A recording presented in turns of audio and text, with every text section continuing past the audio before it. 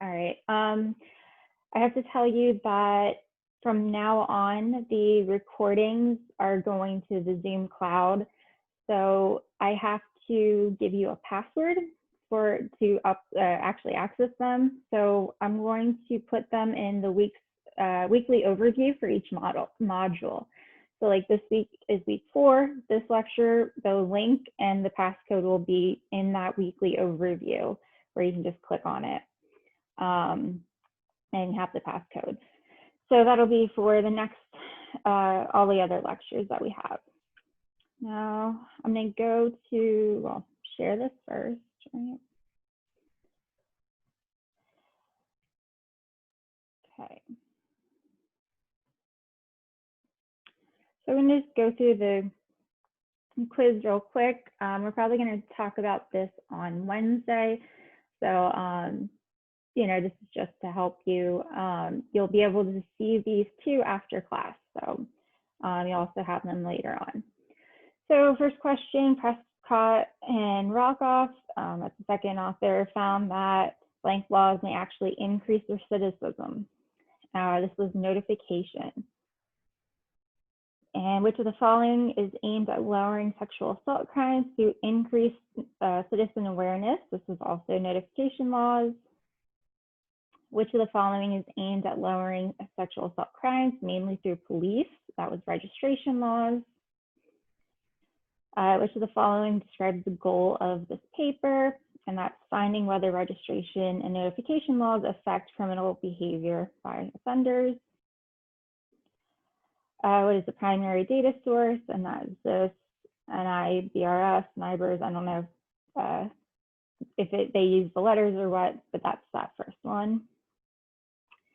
Which of the following has the largest cost to offenders associated with it? And that is notification laws. Prescott and Rockoff find that sexual registration laws do decrease the frequency of reported sex offenses. That is true. And then the study uses data from all 50 states. That's false. So again, you'll be able to go back to this after the class. You'll see all the correct answers and what you put versus what the right answer was. All right, so we're gonna talk about chapter 3. There's some conceptual things that we're gonna go through, and then probably Wednesday go through more of the paper and talk about things with that and the rest of this chapter.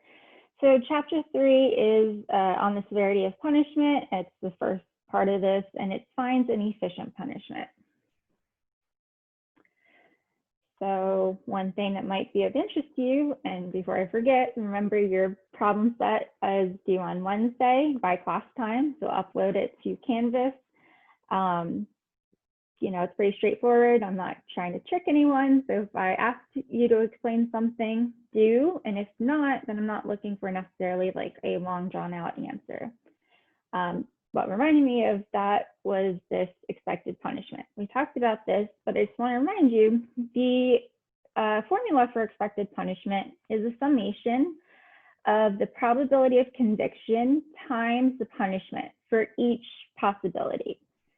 So we've done an example that really just you have a 50% chance of getting caught, and if you get caught, it's a $1,000 fine. So all we did was we multiplied 50% by 1,000 and got 500. That was like from the first chapter. Well, if we had more possibilities, like you might have seen somewhere, you would just do the same thing to all of those, but add them up. So each, connect the right probability and the punishment, multiply those, and you're going to add those together to get this expected punishment. And this is an amount of money.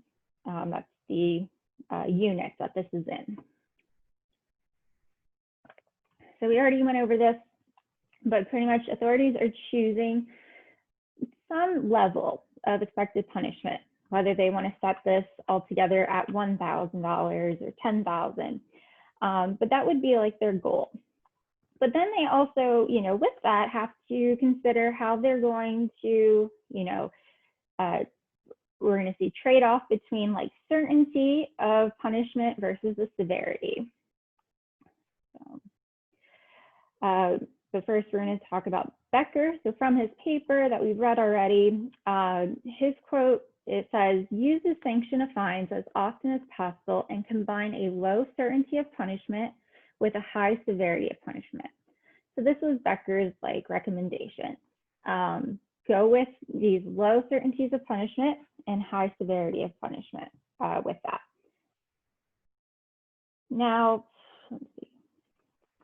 Can anybody, or what kind of cost do we have in the certainty of punishment area?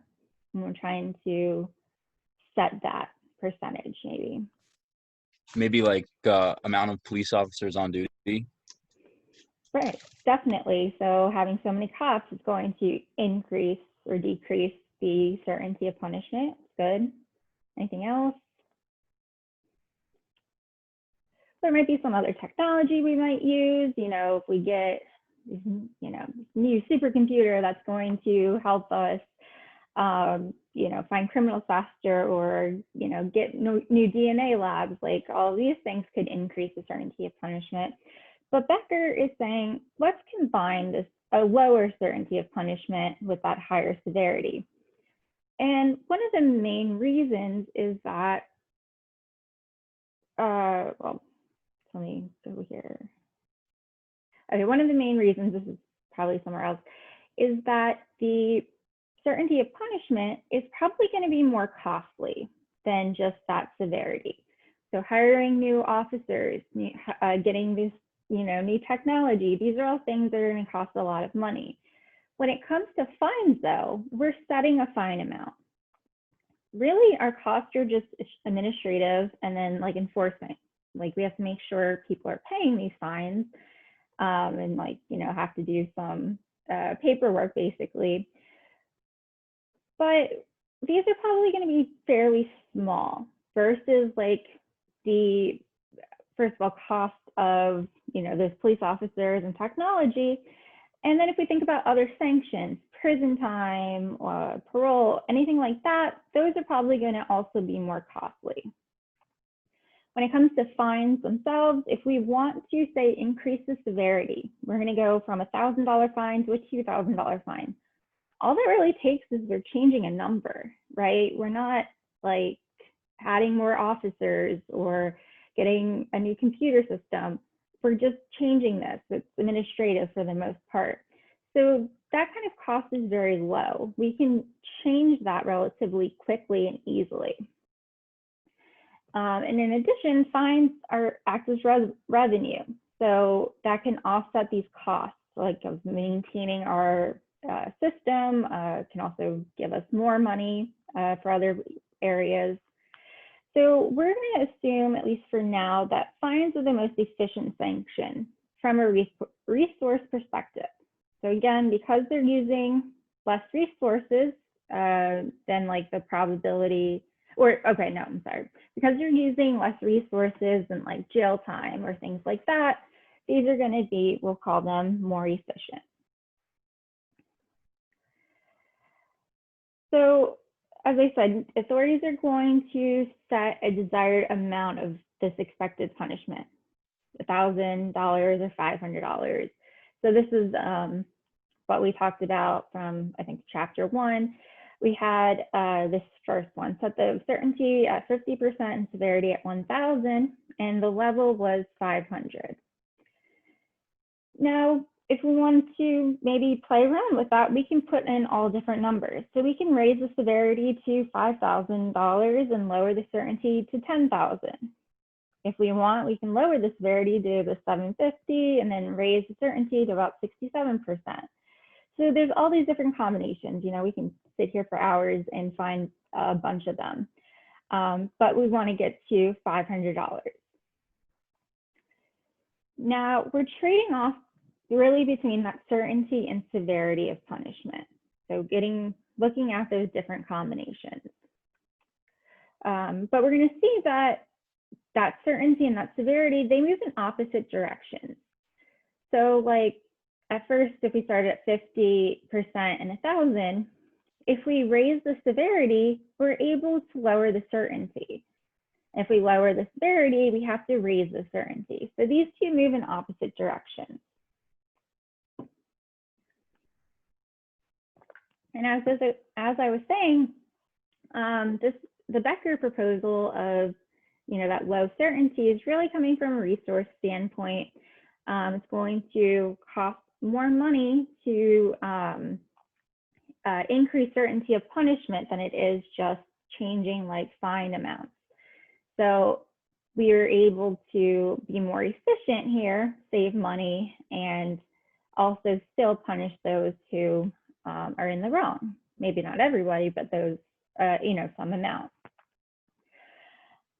But we can also push this to a more extreme case. So with that $500 expected punishment, we can also, come up with other things. $50,000 with a 1% certainty, 0.5% in severities at 100,000, or 0.1% in severities at 500,000. We can keep going.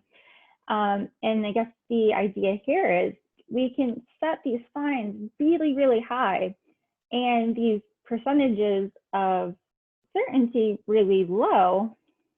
And that's really what Becker was pushing, right? So why don't we see this?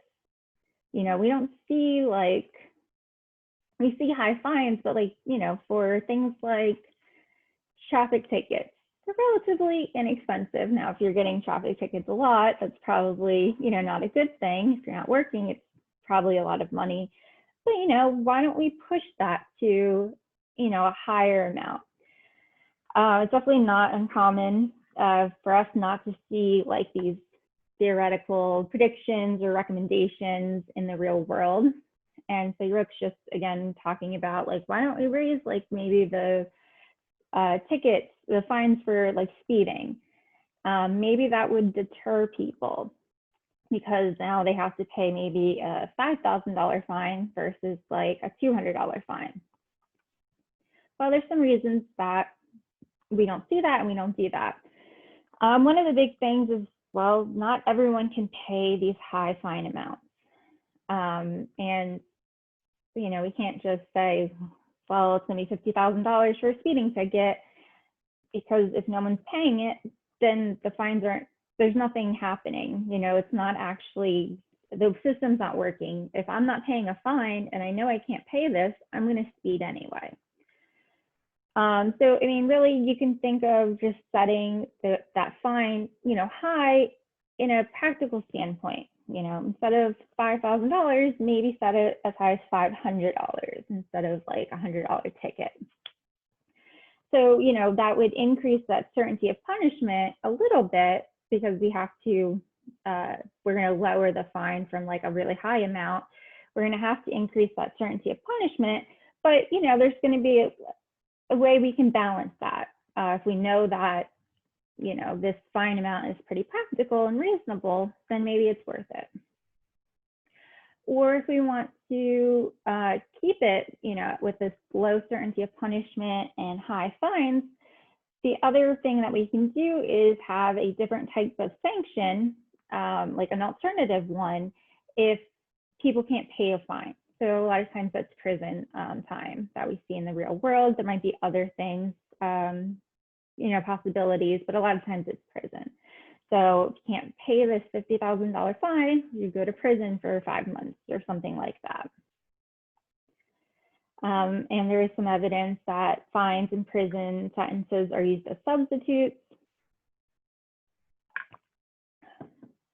This study by Waldvogel examines offenders who have committed the crime of fraud, finds that fines are directly related to a defendant's ability to pay and are used reasonably efficiently with prison sentences. On average, for every 1 month reduction in the prison sentence, there's a $1,500 to $2,000 increase in the fine. So basically, the outcome is for fraud is going to be based on your ability to pay. For those that can't pay, you're going to prison. But if you can pay, or at least pay a little bit, maybe you can reduce your time in prison by paying a higher amount. So, we're trading this off for those who can pay. There's some other issues with fines. So there's a lot of crimes that people just wouldn't accept a fine for punishment. So like murder. Someone murders someone, you're not just going to say, oh man, you got to pay $1 million fine, because any number that we can come up with is probably not going to be sufficient. So there's crimes like that just don't make sense to have fines, especially like, you know, like I said, murder, possibly rape.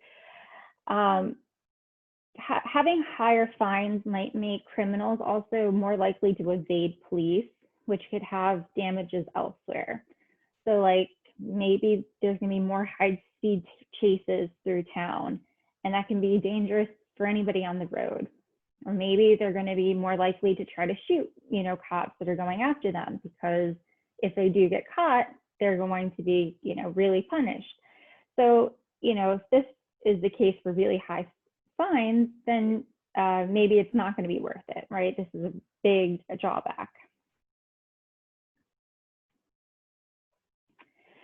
We also have the problem where if fines are technically revenue, the cops and authorities might want to incentivize like these types of arrests. So say speeding gives us a lot of revenue for the fines, and you know that goes right into our police pockets, and we can get new uniforms, hire new police, get better technology, which is all, you know, could be good things. Well, maybe we're going to devote a lot of officers to speeding charges. We might put all of our officers on 55 to catch speeders, and that might not make sense. These resources might be better used somewhere else. You know, we might like be better off going to other crimes that maybe don't, or looking into other crimes that don't really give us this revenue stream. So like if murder doesn't give us revenue, but speeding does, well, there might be this like sense to almost pay more attention to speeders than we should to murderers. That kind of goes against this reasoning of the high fines and low probability of conviction. It can also lead to corruption. So we might start arresting people who actually weren't speeding or doing, you know, other things, and it can lead to a lot of problems that way.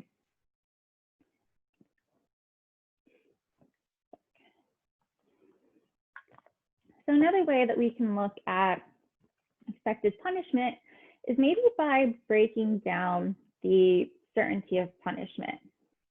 So the certainty of punishment, you have apprehension here that goes with the probability of conviction, given that you're apprehended.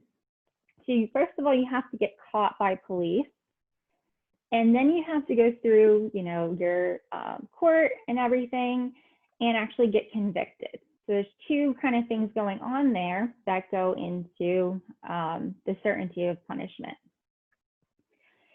So we broke it down a little bit differently than we did before. And we say, like, assume the probability of apprehension is 40% and the probability of conviction is 80%. Well, we can combine those two percentages really to make that certainty of conviction that we had before. So we're just breaking that up into two. So we'd multiply those two probabilities and then whatever the fine is. In our case, it's $100,000. And so multiply this all through, the expected punishment is $32,000 for this particular crime. Now, if the criminal is only concerned with this expected punishment, now you have to kind of remember that while we don't think about like our expected punishment in this term, we're breaking it down to something that we can all, I guess, trying to think of how to say this, look at it the same way, if that makes sense. So if we can all look at this 32,000 and that's the only thing we care about, well, it doesn't matter if, the probability of apprehension is really high versus the probability of conviction, or, how all of these are broken down. These could be all these different percentages. And as long as they equal 32,000, we're going to be concerned with this the same way. But to get that 32,000, we can also raise this probability of apprehension to 50,000 or 50%, excuse me. It was 40%. And if we don't lower the probability of conviction, keep that at 80, and then just lower the severity to 80,000, we still get 32,000. So if we could possibly have a situation where criminals are more sensitive to a change in the probability here of apprehension rather than to severity. So this might be a greater deterrent effect. Even if we're going to lower this fine, we're raising this apprehension probability. That might give the criminal more of a reason not to do this crime, or at least not do it now. You can do the numbers a little bit differently. We can raise the probability of apprehension to 50, but lower this probability of conviction to 64%, and then keep the severity at $100,000. Still getting this $32,000 expected punishment at the end of the day. But now, if criminals more sensitive to changes in, I think this should be, okay, no, apprehension rather than conviction, there might be a greater deterrent effect here. So the idea here is that while we have this expected punishment, the deterrent effect might be greater if we use, different amounts or percentages here, or different severity amounts. It depends. We'd have to do more research to figure that out to see what's going to drive a higher deterrent effect. Now, when we talk about, the difference between certainty of punishment, and we're talking about, so this is a little off, I shouldn't have put Grogger's findings. So we said in the Grogger paper that the certainty of punishment was more of a deterrent effect than the severity, right? But now if we break up that certainty into the probability of apprehension, so again, getting caught, versus the probability of conviction, there's research that finds the probability of apprehension is more of a deterrent effect. If that's greater, that's going to deter people more, criminals more. Why might that be? Can anybody think of why getting a higher probability of apprehension rather than conviction might be a bigger deterrent effect?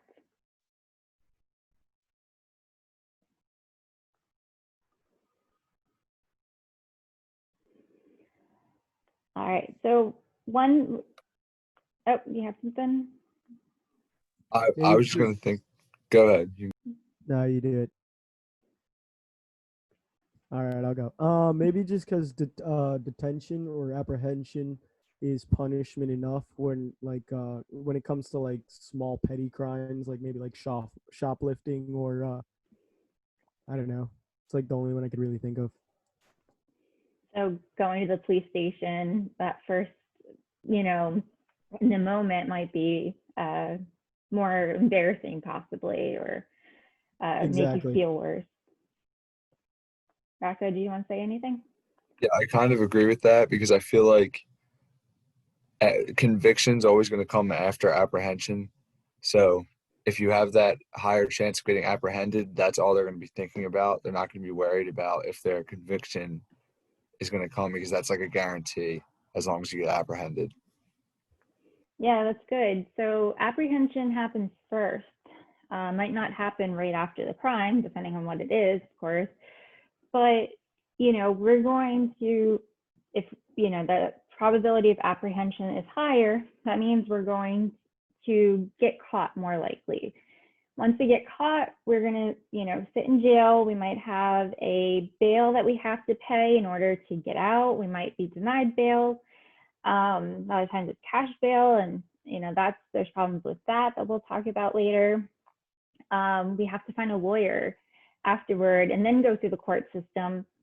But that's after we deal with like that initial, apprehension. If we're not apprehended, we're not going to get convicted. So that's probably the reason why we'd be more sensitive there rather than to conviction. Conviction kind of comes after, so maybe it's a second thought in our head. Oh.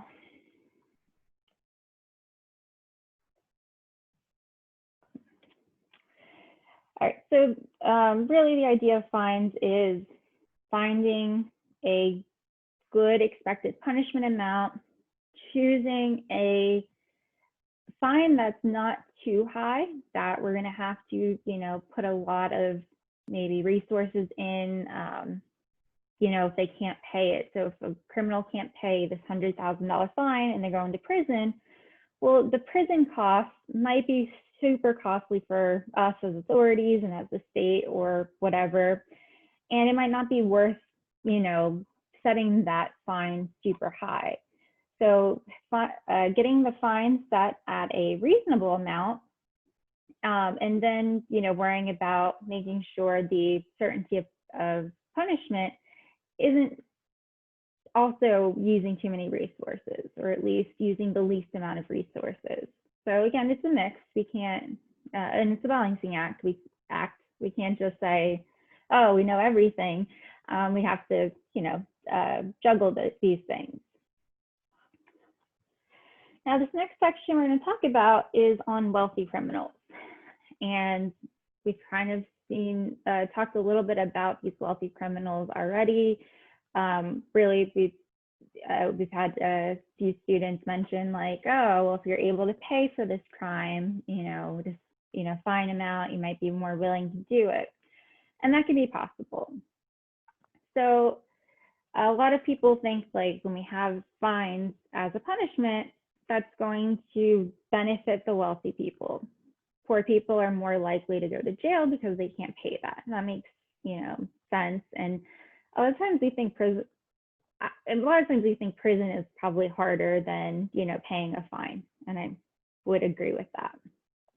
So we have this maybe difference between how wealthy people and poor people are treated, and that could be a problem.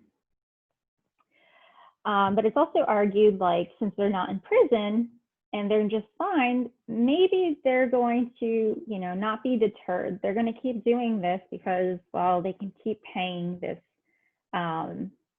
this fine, and they're not going to prison. But let's just think about, that idea. Fines can also, and out of an economic perspective, fines can have the same deterrent effect as imprisonment. So they're using the example of embezzling money because it's often associated with these white-collar criminals. So if we're considering stealing $10,000, if we want to deter the crime from happening, we have to make sure the desired, at least expected punishment is at least $10,000. So it should be at least this amount of money. So if the fine's less than $10,000, we wouldn't be able to deter it because we wouldn't be able to go higher than 100% probability. So it has to be, something probably greater than definitely greater than 10,000. If the fine is exactly 10,000, then we'd have to use 100% probability of conviction, which is almost unrealistic. And then if the certainty of punishment falls below 100%, which is more likely, then the optimal fine must be above 10,000. Again, it's just that, these certainties and severity are moving in different directions. But at the end of the day, we want the fine to be at least $10,000, probably more, to deter this crime.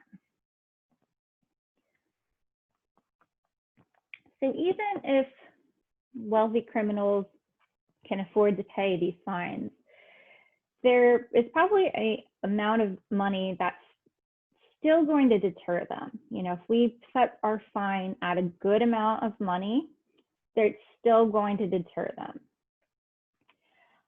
While we can still use prison, again, these are going to be using more resources, and the costs are going to be greater than just setting a fine. So it might not be efficient to use that as a possibility. Now, historically, we have seen that fines have been set too low. So these white collar crimes where, you know, rich people are not going to jail, they're just paying fines. They have been set probably too low in an economic standpoint. But there might be a reason for that. So there might be other costs associated with these, you know, punishments and apprehensions that also go into this expected punishment. So they might, you know, when they get caught, now their name and reputation is tarnished.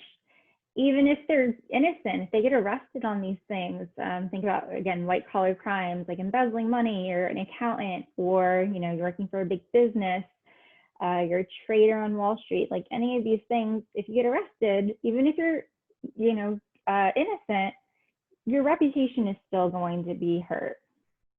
Some other things that could go along with that is then you have to have, you're going to have these high legal costs to either, you know, get you off, or, you know, make sure that if you're innocent, you do get out of all of this. You might lose any kind of professional licenses that you have the employment that you have as well. Of course, you have to worry about those possibilities of fines and prison time. And then if you go to prison, then there's a, you know, problem with that negative stigma of coming out and maybe looking for a job and a place to live, and being ex-con is very difficult. So all of these possibilities and these things, these might be really damaging to wealthy criminals. And because they're getting this on top of like the fines or the prison time, this might add into the severity that we don't really see it in the fine amount, but the severity might be high for these criminals. So this one study, Lot 92, studied the difference between pre-conviction income, post-conviction earnings for people who've served time in prison. And we're talking about legitimate income. It's found that the largest reductions occur for wealthiest criminals. So when you're wealthier and you get convicted of a crime, you're more likely to have a large reduction in your income. So if we talk about in percentage terms, you lose now, 80% of your income. That's going to be a lot more money than someone who doesn't have a lot of money. So this is going to hurt you a lot more, even if the money you're left with is still at a higher amount.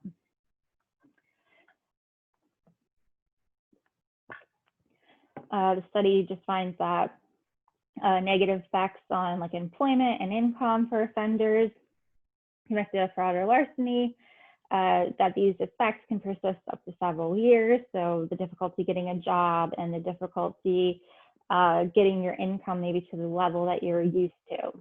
These problems are going to last for years. A lot of this is probably things that you can imagine, but this study looks at enforcement actions taken by the SEC, so and the Department of Justice. So really about trading and investing from 78 to 2006. And that was a total of 788 actions involving 2,206 individuals, which to me seems low, but I guess that's the case. And so they're looking at these punitive outcomes, these more damaging outcomes that these wealthier people are getting. So these outcomes might be loss of employment, unable to secure similar employment with other companies, loss of wealth through holdings of stock, punitive fines from the SEC, and criminal charges from the Department of Justice. And the study found that over 93% of these people lost their jobs. Over 30% were barred from the SEC from seeking employment as an officer or director in a public firm. So that means they can't even go to, similar types of companies to work where they were. The loss in their stock value was over 15 million. The average commission imposed fine was nearly 6 million. So this is on average.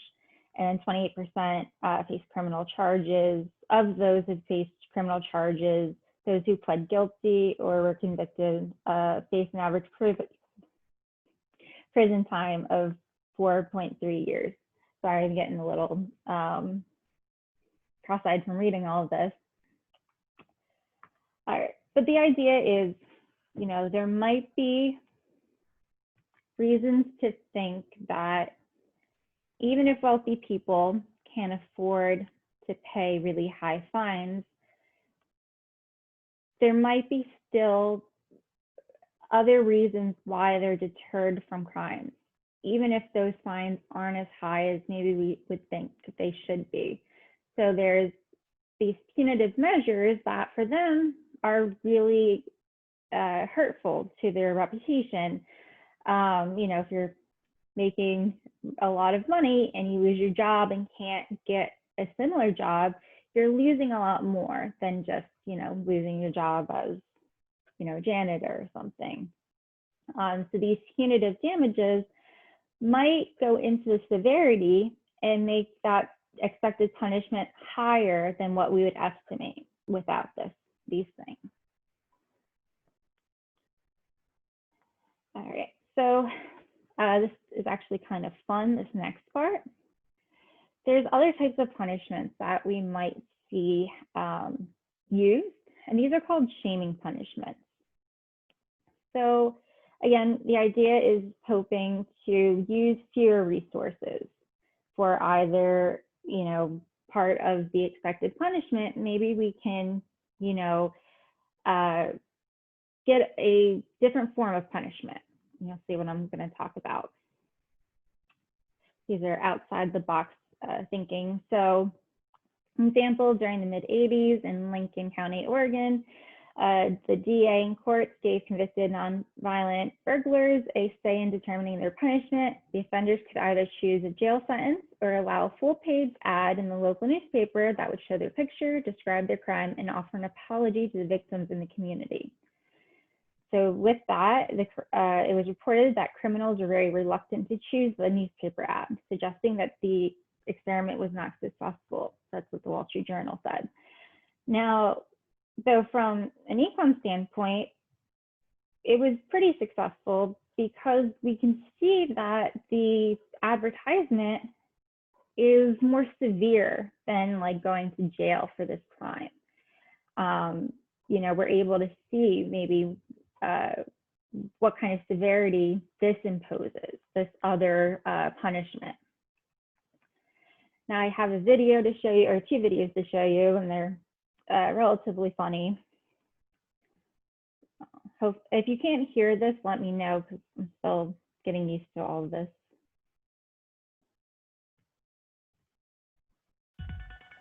Happy Monday, everybody. I'm Amy Holmes, bringing you Law and Order on the Hot List at theblaze.com. Edmund Aviv of South Euclid, Ohio, was just found guilty of harassing his neighbors and their disabled children over a 15-year feud.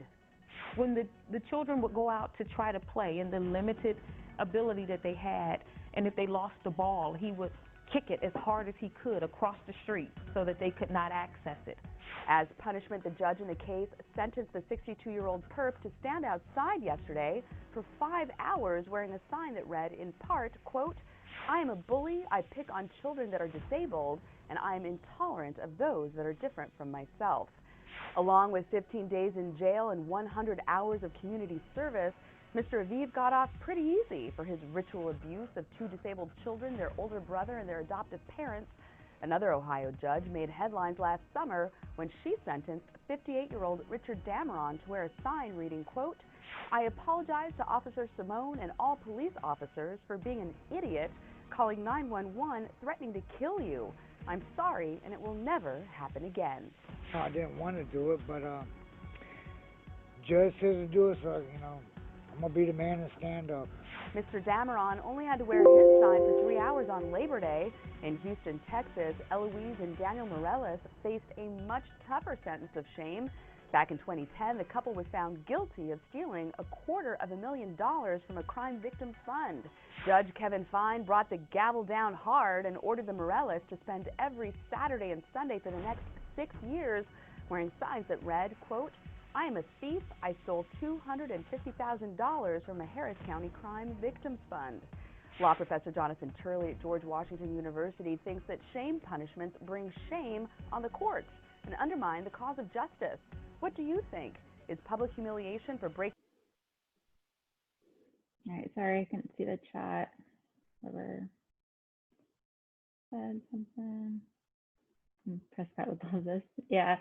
So, I mean, any kind of shaming, the idea with shaming is that now we're able to not pay or not have to use a lot of resources. Why can't I go back? Oh, sorry. Oh, Monday. So we're not using a lot of resources for these types of punishment, and that's going to save us money. Right? Let's put this up. It's another one. I think these are funny, and that's why I'm showing you them. Different examples. That last one was 6 years. Every Saturday and Sunday, you have to go and wear a sign somewhere. That's crazy. That's a really big punishment. I would imagine. Back now with a story of a maverick Midwest judge who is doing things his way. Some of his punishments involve a chicken costume and a 30-mile walk. But is this clever and effective or cruel and unusual? Here's ABC's TJ Holmes. Creative sentencing is standard in this Ohio courtroom. All right, please. This woman caught on surveillance tape walking into a Burger King and pepper spraying one of the workers in the face. She chose to get sprayed herself with what she thought was pepper spray. It was water. And you couldn't use the real pepper spray because you can't injure somebody. Now I am bucking heads with those law professors when I use real pepper spray. Now we're getting into the cruel and unusual. This man chose public humiliation over jail time for soliciting a prostitute. Very humiliating, very embarrassing. An Ohio judge defending an unusual punishment. The teenager who skipped out on a cab fare. One of Judge Michael Cicchinetti's sentences going viral when he gave an 18-year-old who stiffed a cab driver a choice. Spend 30 days in jail or walk 30 miles. She also had to pay the fare. I've never been to jail and I don't want to go to jail. But when did that idea pop into your head to, you know what I'm going to do with this girl? I'm going to make her walk. I don't know. It just came to me. So is he on to something? He says he sees far fewer repeat offenders than the national average. Jordan, you stole a bike. On the docket next, a bike theft. The judge offering the defendant the opportunity to ride in a local parade promoting a charity instead of jail time. You're going to have the choice of 60 days of jail. You can avoid that by 10 days of community work service. Along the parade route, cheers and high fives. I think it's better than going to jail because I can show people that I can do better in my community. Appreciative of a second chance. TJ Holmes, ABC News, Painesville, Ohio. I can imagine most of these are going to be better than going to jail. But again, not as costly as jail time or, other types of sanctions that we can put on people. You kind of have to make sure this guy in the chicken costume is actually there when he should be, but that's about it. Like, there's not going to be a lot of money and resources spent on these things. So, actual lawyers and people who deal with the law may not, exactly agree with this, but economists would, for the most part, think this is a good way to punish people as long as there is a deterrent effect. So that last video showed the judge say that he has like 10% less than the national average. Now that's not scientific, or that's not very like quantitative. We can't really say that that's, you know, an actual causal effect. That might just be, you know, the amount of crime that's in that town in Ohio. But that might be something to study someday when we can get enough data. How many times do these offenders repeat versus people who go to jail for similar crimes? Or, does this stop people from actually committing these types of crimes after seeing what type of shaming punishment the judge doles out for something they might, people might consider doing in the future. So it's definitely interesting. We don't have, so theoretically, we would think that this works really well, but we also don't have the data to say that it does overall. All right, guys, I'm going to stop there. Next class, we're going to finish up this chapter and then talk about the paper, which is in a different PowerPoint, but I'll add it on to this. And make sure you get in that problem set by 2 p.m. on Wednesday. All right.